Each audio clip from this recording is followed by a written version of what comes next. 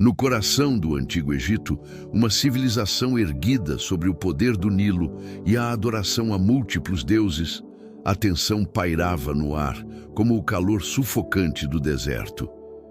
Dentro das paredes douradas do Palácio Real, o faraó, um homem cuja arrogância era tão monumental quanto as pirâmides que adornavam sua terra, sentava-se em seu trono, cercado por seus magos e conselheiros. Seu semblante era de desdém, seus olhos fixos em dois irmãos hebreus que ousavam desafiar sua autoridade divina. Moisés e Arão, com a dignidade de quem porta uma mensagem de um poder maior, estavam diante do monarca. A voz de Moisés, embargada pela solenidade e pela responsabilidade, ecoou pelo grande salão. Assim diz o Senhor, o Deus de Israel: deixa ir o meu povo para que me celebre uma festa no deserto. O faraó riu, um som seco e cortante.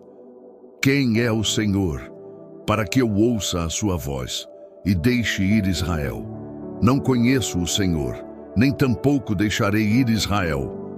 A corte murmurou, chocada com a audácia dos escravos. A promessa de libertação, vinda de um Deus desconhecido para os egípcios, parecia um delírio, mas Moisés sabia, a libertação não era uma súplica, mas um decreto divino. O Nilo, a artéria vital que nutria a terra de Quemet, o provedor de vida e prosperidade, estava prestes a se tornar o palco do julgamento iminente, o primeiro sinal do poder avassalador que se abateria sobre o Império Egípcio. A recusa do faraó selou o destino do Egito. A primeira praga veio como um choque visceral, um horror inesquecível. Arão, sob a instrução divina de Moisés, estendeu sua vara sobre as águas do Nilo e em um instante a maravilha azul esverdeada da vida transformou-se em um rio escarlate. O sangue espesso e pútrido não se limitou ao Nilo, mas se espalhou por todos os riachos, canais, lagos e reservatórios. O brilho da água se tornou um reflexo do sol em um mar de vísceras. O cheiro, antes fresco e úmido, agora era um fedor insuportável de peixe morto e podridão, permeando cada fôlego. Os peixes, as criaturas que haviam prosperado na vida do Nilo, boiavam sem vida, seus corpos pálidos e inchados à superfície. A sede insuportável consumiu a todos. Os egípcios, desesperados, cavavam a terra úmida nas margens do Nilo em busca de qualquer gotejo de água limpa, mas apenas encontravam lama e mais sangue. O choque de ver a própria fonte de vida transformada em um símbolo de morte foi o primeiro golpe no orgulho do faraó e em sua fé nos deuses do Egito. Por 7 dias, a nação sufocou em sua própria sede e horror, mas o coração do faraó permaneceu endurecido. A segunda praga chegou com uma cacofonia ensurdecedora e uma invasão pegajosa. O faraó novamente se recusou a libertar Israel. E então, das águas sangrentas e agora estagnadas, emergiram hordas intermináveis de rãs. Não eram apenas algumas criaturas saltitantes, eram milhões, uma maré verde e fria que cobriu a terra. Elas rastejavam para dentro das casas, saltitavam sobre as camas, aninhavam-se nos fornos e panificadoras. O croar incessante era um tormento que enlouquecia, um som que penetrava os ossos e impedia qualquer pensamento claro. Os egípcios, do camponês ao nobre, sentiam a repulsa da pele úmida e fria das rãs em seus pés, em suas roupas, até mesmo em sua comida. A incapacidade de escapar dessas criaturas onipresentes, a visão de cada superfície coberta por elas, gerava um pânico silencioso. O faraó, exausto pelo ruído e pela sujeira, implorou a Moisés que intercedesse. Moisés orou e as rãs morreram, seus corpos empilhados em montes fedorentos, mas a promessa do faraó foi tão efêmera quanto a vida das rãs. A terceira praga veio como um tormento minúsculo, mas inescapável. Sem a permissão para partir, Arão estendeu sua vara e feriu o pó da terra. E então o pó se transformou em piolhos, ou mosquitos, dependendo da interpretação, mas igualmente irritantes e numerosos, que infestaram homens e animais. A irritação incessante era uma tortura que não poupava ninguém. Essas criaturas invisíveis a princípio, depois visíveis em massa, rastejavam sob as roupas, mordiam a pele, causavam coceira e desconforto constantes. Era um tormento que humilhava tanto o camponês quanto o nobre, demonstrando a impotência dos magos egípcios, que tentaram replicar o feito com suas artes secretas, mas falharam. "Isto é o dedo de Deus", exclamaram, reconhecendo a intervenção divina, algo além de sua compreensão. Mas o faraó, com seu coração ainda obstinado, recusou-se a ceder. A quarta praga trouxe consigo uma nuvem sufocante de moscas de gado, ou moscas varejeiras. Elas não eram as moscas comuns, mas enxames densos e barulhentos que zumbiam e se aglomeravam em cada espaço. Traziam doença e contaminação, pousando na comida, nas pessoas, nos animais. O zumbido incessante era uma tortura sonora e a sujeira que deixavam para trás era repugnante. A vida no Egito tornou-se miserável e insalubre. No entanto, havia um contraste impressionante. Na terra de Gósen, onde os israelitas habitavam, não havia uma única mosca. Era um milagre visível, uma linha divisória clara traçada pela mão de Deus entre seu povo e os egípcios. O faraó, pela primeira vez, fez uma concessão, permitindo que os israelitas sacrificassem a Deus, mas não muito longe. A cada praga, sua promessa era uma miragem, dissipando-se com a partida da aflição. A quinta praga atacou o coração da economia egípcia, seus rebanhos. A pestilência se abateu sobre os cavalos, jumentos, camelos, bois e ovelhas dos egípcios. A visão dos animais, antes robustos e saudáveis, caindo mortos em massa, era devastadora. Pastores choravam sobre seus rebanhos, a carne, o leite, a força de trabalho. Tudo se perdia. O luto econômico se espalhou por todo o Egito e a sensação de que a própria terra e seus deuses estavam se voltando contra eles era esmagadora. Mais uma vez, os rebanhos dos israelitas foram poupados, nenhum animal morrendo em Gósen. O faraó enviou mensageiros para verificar e a verdade era inegável. Ainda assim, seu coração permaneceu endurecido. A sexta praga foi uma aflição pessoal, humilhante e desfigurante. Moisés e Arão pegaram cinza de um forno e a lançaram para o céu.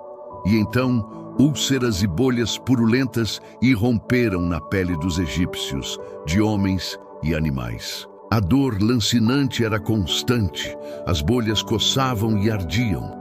E a feiura da doença cobria o corpo de todos, incluindo o próprio faraó e seus magos. Incapazes de se apresentar diante de Moisés por causa de suas chagas, os magos foram humilhados publicamente. Era uma aflição que não podia ser escondida, que quebrava o orgulho e a dignidade. O faraó sentiu a dor em sua própria carne, mas a cada pontada, seu coração parecia se endurecer ainda mais, desafiando a lógica e a própria dor. A sétima praga veio com a fúria dos céus. Uma tempestade de saraiva, como o Egito nunca havia visto, caiu sobre a terra. Mas não era uma saraiva comum. Era gelo misturado com fogo, uma chuva de destruição que caía com um estrondo ensurdecedor. As lavouras foram destruídas, as árvores partidas, e qualquer homem ou animal que estivesse em campo aberto foi morto. O som dos impactos era aterrorizante, o terror de uma natureza descontrolada que parecia se voltar contra a civilização. Gritos de pânico e dor enchiam o ar. O faraó, aterrorizado, chamou Moisés e Arão, admitindo: "Esta vez pequei, o Senhor é justo, e eu e o meu povo somos ímpios." Ele prometeu libertar o povo, mas tão logo a tempestade cessou, seu juramento se desfez como as pedras de gelo derretidas. A oitava praga trouxe uma escuridão rastejante e uma fome iminente. O faraó, em seu desespero crescente, tentou negociar, propondo que apenas os homens partissem. Moisés recusou. Então, um vento oriental trouxe consigo uma nuvem de gafanhotos, um enxame tão vasto que escureceu o sol. Com um ruído mastigatório implacável, eles devoraram tudo o que a saraiva havia poupado. Cada folha, cada broto, cada vestígio de verde. A terra ficou estéril, nua, como se nunca tivesse havido vida. O terror da fome se instalou nos corações dos egípcios, que viram seu futuro ser devorado diante de seus olhos. O faraó novamente implorou a Moisés, mas seu arrependimento era fugaz. A 9ª praga foi a mais desorientadora e aterrorizante para os egípcios. Trevas palpáveis.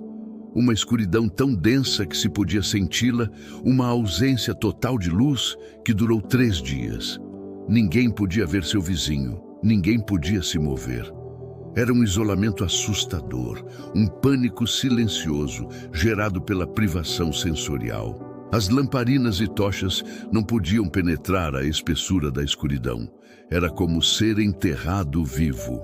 A profunda sensação de desamparo e a crença de que os próprios deuses Sol do Egito haviam sido vencidos geraram um terror paralisante. Enquanto isso, em Gósen, a luz brilhava inabalável, um farol de esperança e proteção divina para os israelitas, que observavam em reverência. O faraó, em sua raiva e desespero, chamou Moisés uma última vez, ordenando-lhe que saísse e ameaçando-o com a morte se o visse novamente. O clímax chegou com a 10ª e mais terrível das pragas, a morte dos primogênitos. Uma noite de silêncio premonitório pairou sobre o Egito. Dentro de cada lar israelita, o sangue do cordeiro, um sinal de obediência e fé, foi passado nos umbrais e nas vergas das portas. A Páscoa, a passagem, estava prestes a se tornar a celebração da libertação. À meia-noite, o grito. Um único terrível grito que começou no palácio do faraó e se espalhou como uma onda de choque por todo o Egito. Gritos de angústia e luto ecoaram em cada casa, cada viela, cada canto da terra. Do filho primogênito do faraó, herdeiro do trono, ao filho primogênito do servo na masmorra, e até mesmo os primogênitos dos animais, todos foram atingidos pela mão da morte. O Egito, antes tão orgulhoso e poderoso, estava imerso em um luto universal, um mar de dor e desespero. Os israelitas, protegidos pelo sangue do cordeiro, ouviram os lamentos de seus opressores, poupados por um milagre assombroso que gravou para sempre em suas almas o poder de seu Deus. A evolução do faraó foi uma espiral descendente, de uma arrogância cega que se recusava a reconhecer qualquer poder acima do seu, passando por momentos de desespero onde prometia libertação, apenas para renegar suas palavras em fúria, até a resignação final, forçada pela dor insuportável da perda.